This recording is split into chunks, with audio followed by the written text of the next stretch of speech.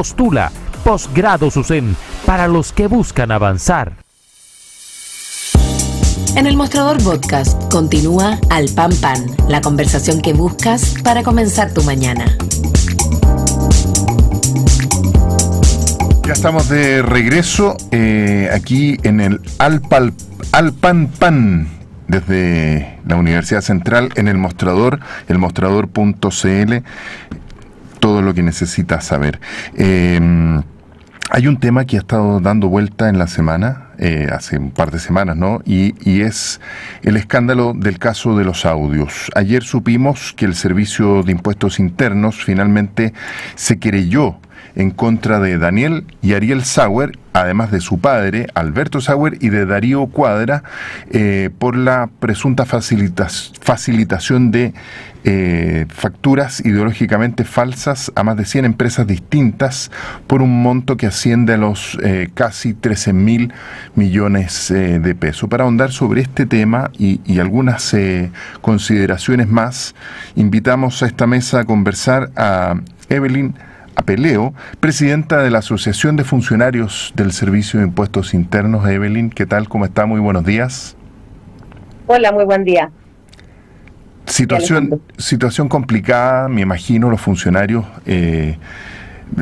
para decirlo bien coloquial, me imagino que están bien saltones, porque cuando aparecen estos casos, ya lo vivimos en su momento en el caso Penta, aquí pagan justos por pecadores, y me imagino que por eso le comento, ¿no es cierto?, que la sensación probablemente es que dentro del servicio los funcionarios deben estar bien como saltones, porque se ven algunos manchados sin arte ni parte, ¿no? Sí, por supuesto. Es evidente que una situación de la gravedad como la que se investiga genera un efecto primero en los funcionarios de línea. Nosotros relevamos eso desde el primer día, junto con condenar en conjunto con las asociaciones de impuestos internos y de atención del mercado financiero, condenar los hechos de corrupción, la corrupción eventual, y solicitar investigación de manera pronta. Establecimos que siempre son nuestros funcionarios que atienden público los que pagan en definitiva por este tipo de situación. Yo ahí estaba leyendo una publicación de ustedes, un reportaje respecto de eventos que han pasado desde hace muchos años, y la verdad es que se alcanzan a describir 3 o 4 eventos, 3 eventos creo que son, y es evidente que en una institución donde habemos hoy día 5.000 personas, pueda ocurrir una situación así, lo que no significa que nosotros estemos diciendo que haya responsabilidad, pero sí han generado un problema desde el punto de vista interno, por la forma en que se ha abordado con los policías, funcionarios, y la forma en que se dio la colaboración hasta que el servicio manifiesta tener con el Ministerio Público. Se trata de funcionarios que han sido y se han apersonado la policía como corresponde, pero la verdad es que ha generado como le dice usted, un problema, un ruido. Pagamos justo por pecadores, si es que hubiera pecadores, por supuesto, corresponde investigar, y ahí decir que eso, desde el punto de vista técnico o desde el punto de vista de nuestro trabajo técnico, provoca un grave problema, que es la inmovilidad. El no tener hoy día, desde el punto de vista de la dirección de servicio, protocolos respecto de esta materia, de qué es lo que va a pasar con las naturales colaboraciones que debemos prestar los funcionarios públicos para las investigaciones. No hay un protocolo, pareciera que cualquier persona que es citada a declarar va a tener, ¿cierto?, un endoso de responsabilidad de forma previa, y por lo tanto para nosotros es complicado. Ya se está advirtiendo incluso por el mundo privado cuál va a ser el nuevo criterio. Hoy día, conversábamos ayer con personas que están dentro del servicio y nos manifestaban que hoy día ya ni siquiera quieren poner las iniciales de responsabilidad en los documentos que se firman, porque que las ponga quien en definitiva firma los documentos, porque si las líneas van a salir perjudicadas por las decisiones de la jefatura, eso genera inmovilidad en el trabajo fiscalizado. Claro, tenemos que, siempre que ocurren estas cosas, vienen estos shocks, ¿no es cierto? Probablemente, como usted nos relata, los funcionarios, si bien entendí, yo no voy a firmar esto porque después me van a endosar a mí que alguien hizo algo y resulta que está mi firma. Claro, cuando pasan estas cosas siempre vienen estos shocks, ¿no es cierto? Y estas reacciones que probablemente son bastante naturales de las personas, pero Me quiero retrotraer a algo que nos comentó aquí mismo en Alpampan, que se lo dijo a Mirna Schindler, Cristian Vargas, el ex subdirector jurídico, según recuerdo, del servicio en la época del director Barraza, en que él señala que cuando se tuvo esa inacción, ¿no es cierto?, durante ese escándalo, eso generó una consecuencia que es, decía él, estoy parafraseando, no estoy diciendo textual lo que dijo, que es lo que estamos viendo hoy día con una situación donde se permeó, digamos, para que ocurriera esto. ¿Qué opinión tiene usted respecto de esas palabras de Cristian Vargas? ¿Que se permeó el servicio? Claro, exacto. Claramente sí hubo una condena, una sanción. Es evidente que respecto, ahí hay personas que están, digamos, que se responsabilidad. Es evidente que algo se tiene que haber comprobado y por lo tanto nosotros entendemos que el caso específico no marca la tendencia general. Nosotros recordar cuál es el rol. Nosotros somos la Asociación de Funcionarios del Servicio de Impuestos Internos. Esta organización representa a profesionales, a fiscalizadores, a técnicos, a toda la línea, auxiliares, administrativos, incluso a los directivos de carrera. Y cuando usted lo menciona, sí, por supuesto, que si en el caso Penta, y qué bueno que lo mencionan, nosotros estuvimos muy en desacuerdo con lo que pasó en ese tiempo como organizaciones. No estaba yo en la presidencia de la organización, pero nos manifestamos muy en desacuerdo, porque eso genera una desconfianza, una alteración respecto a la fe pública. Efectivamente lo que dice Cristian, que es la comprobación de un hecho, que es lo que pasó en ese momento. Ahora, respecto de la tesis que se sostenía en ese momento, yendo a lo que usted dio inicio a la conversación en materia penal, hay que recordar que la tesis Barraza nunca fue validada por el funcionario. Nosotros no nos parecía que se eliminara de las querellas en la expresión general de perseguir a quienes resultaron responsables. Porque aquí, desde las organizaciones, no hay ningún compromiso con la corrupción, ni con los corruptores, ni con quienes puedan estar cometiendo algún tipo de ilícitos. Eso es un principio para nosotros muy claro.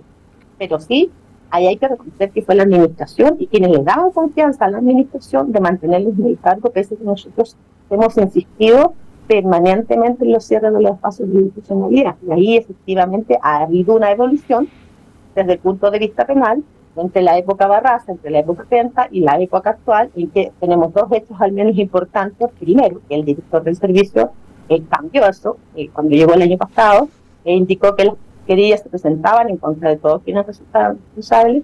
Y lo segundo es que este año se hizo una modificación a una normativa interna importante, que es la circular 8, que existía antes del 2010, que era relativa a la materia penal, por decirlo así. Hoy día tenemos una circular nueva de este año, que es la circular 58, es la circular 58 del 2022, ¿no? Que es la circular 58 del 2022, que lo que establece son criterios. Cuando el legislador le entrega a una persona o a un grupo de personas una facultad discrecional, lo que abre frente a los corruptores es un espacio en el cual el lobby y el alto poder puede ejercer influencia. Entonces, a mí me gustaría primero dejar en claro que lo importante aquí es primero conocer el sistema tributario. Me parece que yo, después de 2 semanas leyendo lo que pasa y todo lo que se discute respecto de impuestos internos, dejar en claro que los funcionarios lo que hacemos es cumplir las instrucciones que existen. Por supuesto que si alguien detecta una situación anormal, irregular, correspondería que las contralorías internas del momento hubieran detectado la situación. Entonces, una subducción de Contraloría interna. Y por lo tanto, cuando los funcionarios, incluso, los funcionarios levantan el año 2019 una advertencia respecto de los espacios de discrecionalidad y se ordenan auditorías que no sé si se hicieron, a mí me parece importante señalar que no hay ningún compromiso de parte de los funcionarios con el tema de la corrupción. Y que todo lo contrario, lo que se afirma en ese momento no es que haya corrupción, lo que se afirma es la propia legislación y el propio accionar de la autoridad de servicio, que en ese entonces era don Fernando Barraza, el que permite incluso que se evalúe más de una vez si un acto administrativo está bien o mal emitido. Porque eso se relevó, se dijo, aquí no puede pasar que una causa que está judicializada en ese momento, dijimos, esté mirada por la administración. Eso atentaba contra el propio derecho administrativo. contra las normas administrativas. ¿Qué vino después? Vino la reforma Piñera 2020 que abrió muchos espacios para revisar, muchos espacios para el lobby. Entonces, yo insisto, y ahí quiero darle una primicia, porque anteayer fuimos a una reunión con el director nacional respecto de esta materia, porque lamentablemente no habíamos sido recibidos con anticipación, y nosotros solicitamos una mesa de trabajo y exigimos una mesa de trabajo con el director para el cierre de los espacios de discrecionalidad, porque esto afecta a los funcionarios, afecta a la función pública, y aquí hay un compromiso de los trabajadores, de la generalidad de los trabajadores, sino de la mayoría o del absoluto, digamos, de todos los trabajadores con el servicio público. Entonces, cuando no se hace caso de advertencia que se han levantado oportunamente, lo que pasa es que llegamos a este punto donde tenemos el cuestionamiento externo, natural, legítimo, la confianza de la ciudadanía es base de nuestro trabajo, pero esto pudo haberse previsto antes. Si los controles administrativos en Contraloría Interna y los controles se hubieran hecho oportunamente, es probable que alguien hubiera mirado por qué pasa que se puede revisar una actuación administrativa, pero los funcionarios que cumplen con la tarea de revisar actuaciones administrativas no pueden ser mirados, comillas, como posibles corruptos por el solo hecho de cumplir con lo que dice la tarea que ellos tienen. Si aquí hay circular e instrucciones que le dictan al funcionario, usted cuando venga un contribuyente, atiéndalo y vea si es que hay que dejarlo o no sin efecto. Lo que hay que analizar es si lo que hicieron esos funcionarios al analizar los hechos de la causa estuvo bien. Y ahí tenemos otro problema, y es que cuando uno releva esto a la Contraloría General de la República, la Contraloría dice, no, nosotros no nos podemos meter en los campos públicos. Entonces, ¿quién revisa lo que hace? Claro. ¿Quién revisa cuando se pone desde los funcionarios, cuando se pone el cascabel, quién revisa? Hoy día, esta administración también conocía, ¿cierto?, nuestra demanda por cerrar los espacios de discrecionalidad. Y es que yo ahí, como le digo, relevar que es necesario que la ciudadanía conozca cómo funcionan los trámites de impuestos internos. Aquí tenemos dos niveles. El nivel 1 se fiscaliza. Nivel 2, como todo acto de la administración, puede ser impugnado. Y la impugnación está regulada. Por lo tanto, lo que hay que ver es si la regulación cumplió o no, ¿cierto? Se cumplió o no por parte del funcionario. Claro, usted está haciendo referencia a esto que en la grabación que ha sido profusamente difundida, ¿no? El señor identificado como Daniel Sauer decía que le habían bajado a cero una liquidación por 3.500 millones y eso se ha interpretado como un acto administrativo. A eso se refiere, ¿no? Eso es un acto administrativo muy propio del servicio permanente y que lamentablemente, le voy a decir, en contra de lo que nosotros hemos apuntado, que es que incluso el nuevo pacto fiscal lo que debería hacer es fortalecer la fiscalización, no fortalecer los actos de revisión de la actuación fiscalizadora. Aquí, contrariamente a lo que dicen algunos asesores de la plaza, los actos del servicio están bien emitidos. ¿Qué pasa? Le ha permitido, después de la eliminación de una norma que se denominaba, entre comillas, Discovery, 132, que permitía insistir a los contribuyentes que debían traer los documentos de respaldo de su pretensión durante la fiscalización. Bueno, esa norma se eliminó y lo que ha pasado es que los contribuyentes hoy día prefieren mucho ir a hacer sus fiscalizaciones en los departamentos de revisión administrativa. Entonces, aquí lo que hay que hacer es lo que esta organización hizo con el director, que es decirle, director nacional, aquí la responsabilidad de ustedes que no han hecho gestiones para que el pacto fiscal incluya la delimitación y cierre de los espacios de discrecionalidad. Esta es nuestra posición respecto de esto. Fortalecer la fiscalización y no fortalecer las unidades de revisión administrativa. Eso significa que estamos, entre comillas, distorsionando el sentido del rol del servicio. Es importante lo que digo, porque cuando uno habla de los espacios de discrecionalidad, finalmente llega a varios de los malos episodios que han tenido los funcionarios de impuestos internos. En la etapa, por ejemplo, de las condonaciones de Johnson. La condonación es un derecho, pero es una facultad que ejercía ¿quién? Ejerce una persona. Claro. El artículo 6 del Código Tributario dice, usted puede ejercer la facultad de condonar. Bueno, pues a usted le condonan el 95, 96 en ese tiempo, y a la señora de la esquina le podían condonar 70. Eso es lógico. Entonces, el lobby es parte de lo que esta cultura ha incorporado para regular. No está mal que hayan 400 audiencias de lobby.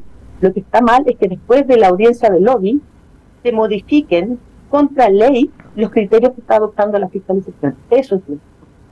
Ahora, a mí me parece que si ya hay una causa que está en tramitación de fiscalización, no debería ser que se empezara a hacer lobby, ni tampoco, ni en las etapas, ni con un director regional, ni con las áreas normativas para ver si los criterios, cómo se aplican.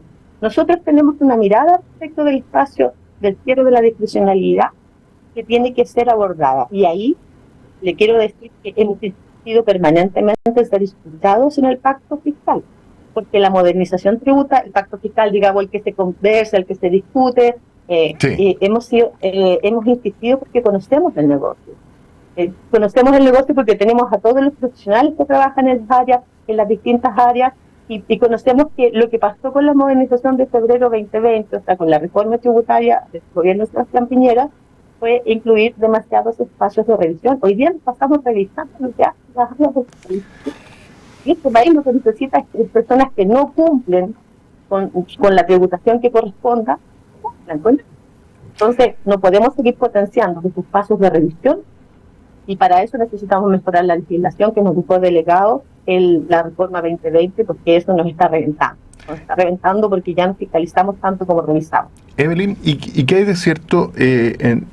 Hay muchos economistas y especialistas en esta materia que señalan que cuando vienen estos espacios de revisión, algunos grandes contribuyentes asisten, como decía usted, al servicio, a ver en el propio servicio cómo es su revisión, y van con equipos de grandes abogados, y por ponerlo de alguna manera, 4 contra un pobre entre comillas, digamos, pobre pues está solo contra 4, contra un funcionario que tiene que tomar esa decisión, y entonces estos 4 abogados, todos también muy preparados, qué sé yo, se enfrentan a un solo fiscalizador. ¿Están así eso que cuentan algunos especialistas? Yo no creo que sea tan así.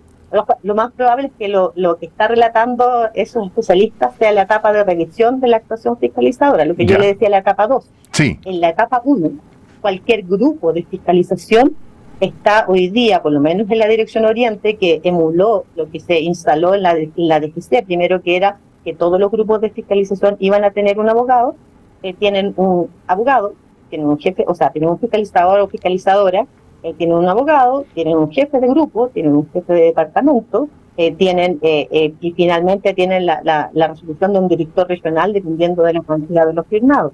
Entonces, yo insisto que no es que en la etapa de fiscalización sea una sola persona.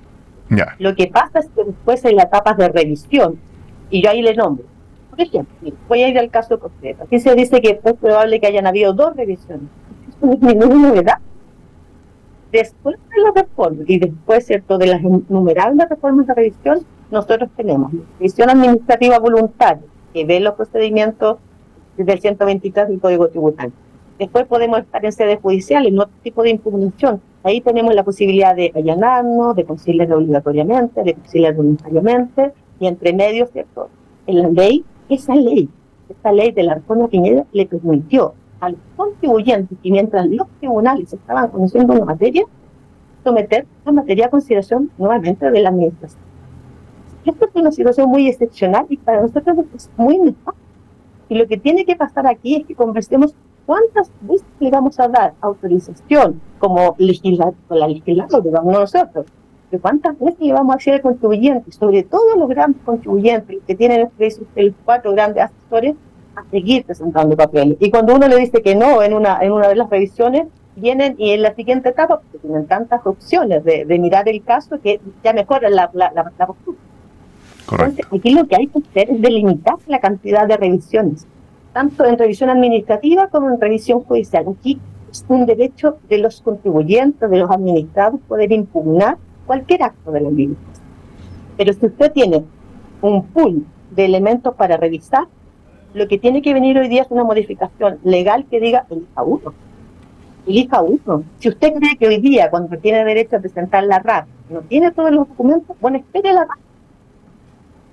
que elija una instancia para revisar, pero no desgasta la administración, porque en particular, y ahí quiero hacer un punto respecto de la unidad que está comprometida, la Dirección Regional Oriente ya no soporta más volumen de causas y volumen también, además del volumen de causas, la contraparte que tiene esa unidad es altamente especializada.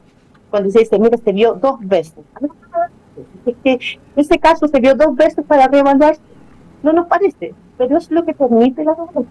Entonces, vayamos al origen del problema. Y solo por desconocimiento, yo no conozco mucho de esto, pero ¿es habitual que sean 2 resoluciones tan distintas en un periodo tan corto? Porque ahí me estoy yendo súper a lo anecdótico, pero ahí entre las cosas que se comentan, ¿no es cierto? Es que, ¿pero cómo? Un día esto y a los 30 días una situación completamente distinto. ¿Es habitual esos pequeños plazos o ahí hay algo curioso? Yo no podría hacer la evaluación porque no tengo la estadística. Alejandro, sí. Nosotros sí hemos pedido estadística respecto de las revisiones administrativas, nos parece, y no a propósito de lo que estamos conversando, y no desde hace un mes, que está pasando esto, 2 semanas, sino que desde hace mucho tiempo que venimos pidiendo las estadísticas y las revisiones administrativas, como decía, respecto del espacio de discrecionalidad. Yo no sé si es tan común, no sé si es tan común, pero sí pasa. Ya. Le digo, a nosotros no nos parece, pero sí pasa, y lo que yo le digo claramente, y ahí uno tiene que hacer la autocrítica, es que sí, como hicimos una mejora como institucionalidad respecto de lo que pasa con la mejora en materia penal, esto de la evolución hacia el establecimiento de criterios para la imposición de la acción penal, que están consignados en esta circular del año pasado, que le decía yo, la 58, lo que tenemos que hacer es que las áreas de jurídica puedan mirar o puedan escuchar al menos la mirada del trabajador, porque en eso también convengamos en que cada trabajador se representa a través de su organización para transmitir cuáles son sus miramientos de mejora respecto de yo le decía, el compromiso de estos funcionarios es alto. Creo que ya incluso el premio de excelencia institucional ya como que lo seguimos postulando porque parece que a gente tampoco le gusta que uno postule permanentemente, pero este servicio ha sido catalogado siempre un servicio de excelencia, pero para seguir siéndolo y para que los espacios de discrecionalidad encajen, para que el poder, para que el lobby se controle, tienen que escuchar a quienes hemos venido diciendo por mucho tiempo qué es lo que está pasando con estos espacios. Y las personas de las áreas de Contraloría Interna que en su momento recibieron nuestros puntos tienen que decir por qué no está revisando. Estos espacios para, en el fondo, es controlar o ponerle límites a la discrecionalidad, finalmente, ¿no es cierto? De eso es lo que está hablando usted con la Asociación de Funcionarios. Sí. Imagino que tiene que ver con la modernización también de una institución que, recuerdo yo, hace 20 años era catalogada como la institución de recaudación de impuestos más importante de Latinoamérica, de Hispanoamérica, o sea, y da la sensación, y esto lo estoy hablando solamente con cosas que yo he escuchado, da la sensación de que después de los casos Penta, cuando uno habla con amigos, con gente, enlazado el fin de semana, etcétera, etcétera, da la sensación de que ese prestigio, ¿no es cierto?, que tenía impuestos internos se ha ido perdiendo probablemente por lo mismo que estamos hablando, ¿no? Por el caso Penta, por cómo se actuó, y de la misma manera se habla de una modernización. Para ustedes, ¿por dónde tiene que ir esa modernización de impuestos internos? ¿Solamente en esto de limitar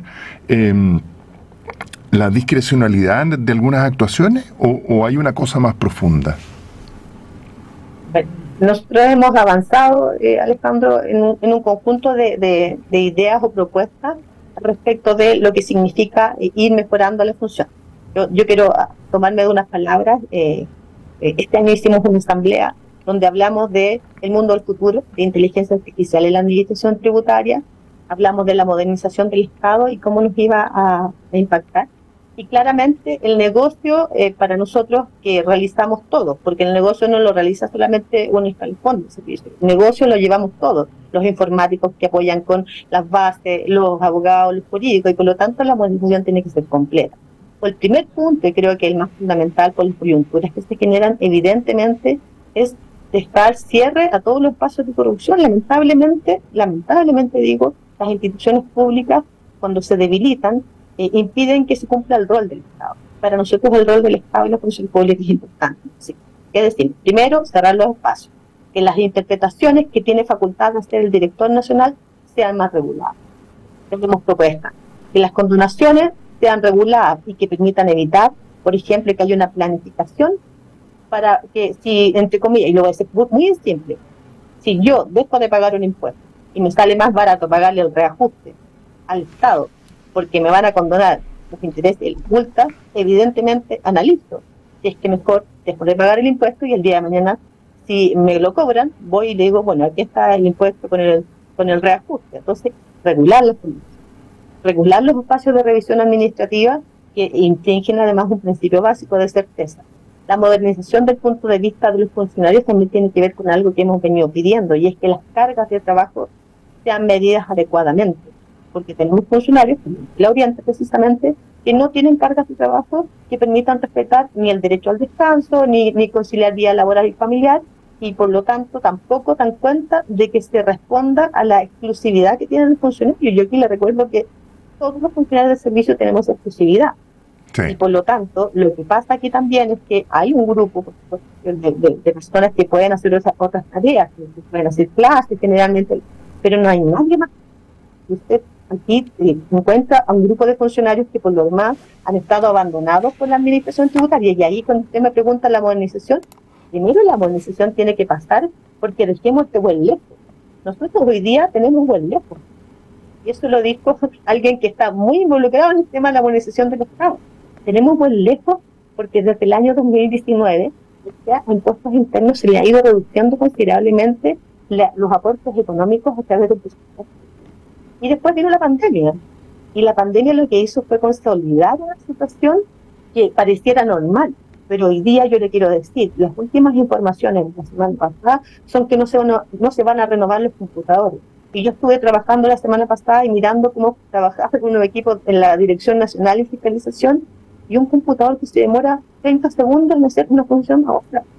Entonces yo de verdad invito a las personas a que entiendan que acá, cuando les decimos que el cuidado del servicio de impuestos internos pasa por supuesto que las áreas respectivas pueden ser cubiertas, lo que hay que hacer es que cualquier reforma tributaria que impacte a la labor del servicio debe ser escuchando a los trabajadores.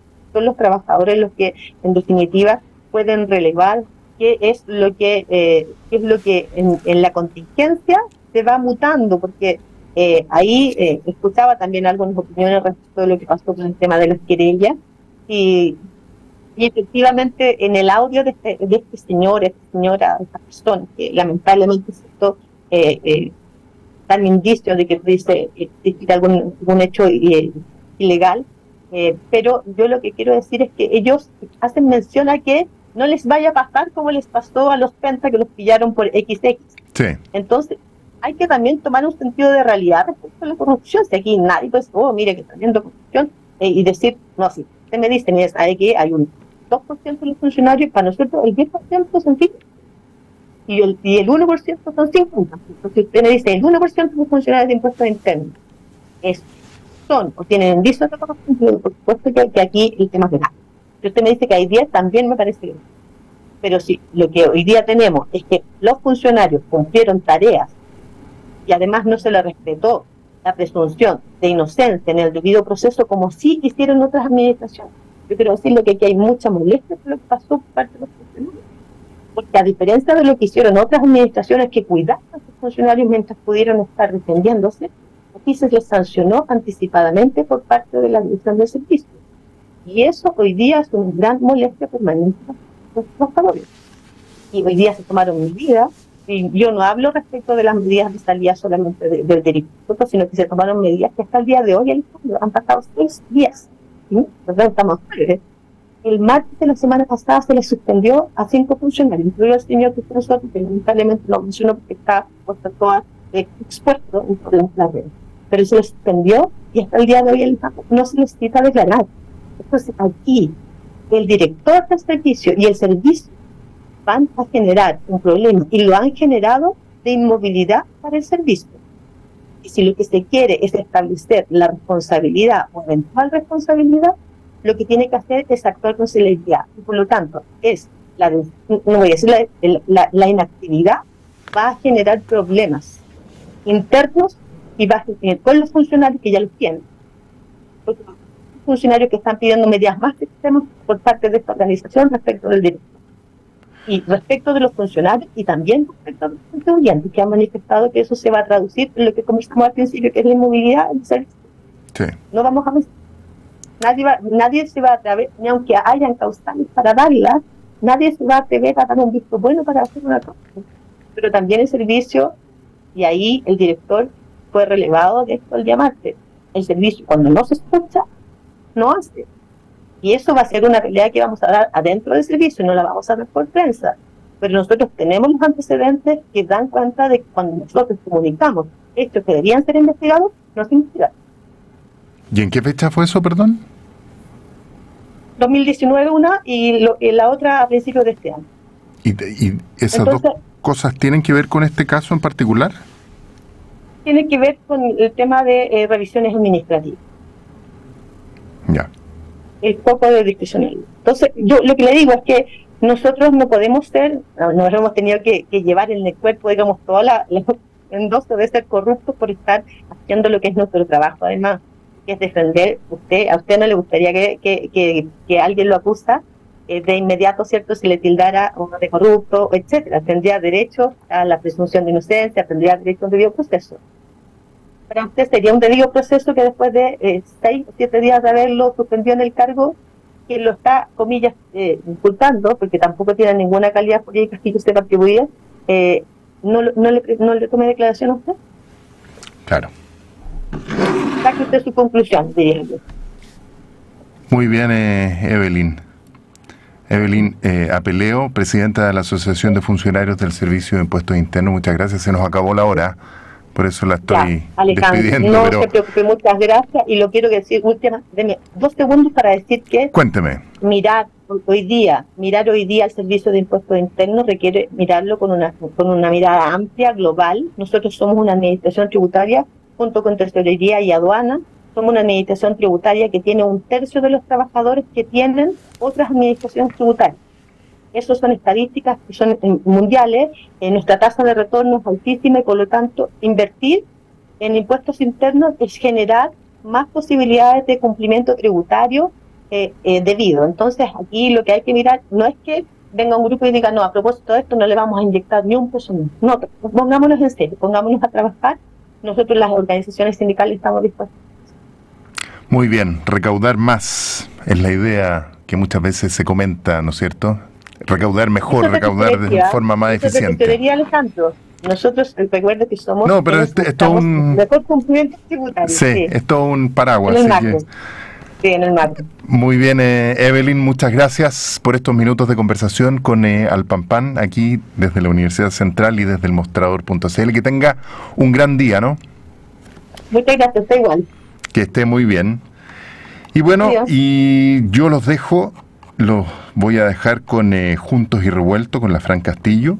Pero antes de irnos, les tengo que contar, que lo tenía por aquí, ¿no es cierto? Les tengo que contar que Copeuch Inversiones te ayuda a cumplir tus metas desde 1.500 y con una comisión que se acomoda a tu bolsillo. 100% digital, fácil de usar, te acompaña y con el completo control de tus fondos. Copeuch.cl, el sitio donde todos pueden invertir. Y Universidad Central, 40 años formando personas. Ven a vivir la experiencia USEN.